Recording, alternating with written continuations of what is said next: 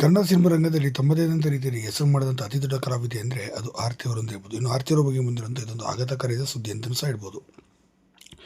ಚಿತ್ರರಂಗದಲ್ಲಿ ಸುಮಾರು ಒಳ್ಳೊಳ್ಳೆ ಸಿನಿಮಾಗಳನ್ನು ಕೂಡ ಆ ಸಂದರ್ಭದಲ್ಲಿ ಕೊಟ್ಟರು ಅಂತ ಹೇಳ್ಬೋದು. ಹೌದು, ಬಲಗಾಲ ಇಟ್ಟು ಒಳಗೆ ಬಾ ಸಿನಿಮಾದಲ್ಲೂ ಕೂಡ ಪ್ರಮುಖವಾದ ಪಾತ್ರ ಮಾಡೋದ್ರ ಮೂಲಕ ಸಿನಿಮಾದಲ್ಲಿ ಕೂಡ ಅಭಿನಯ ಮಾಡಿದ್ರು. ತದನಂತರ ಬಯಲುದಾರಿ ಆಗಿರ್ಬೋದು, ರಂಗ ಕಲಾವಿದೆ, ಹೀಗೆ ಸಾಕಷ್ಟು ಸಿನಿಮಾಗಳನ್ನು ಕೂಡ ಇವರು ಅಭಿನಯ ಮಾಡಿದ್ರು.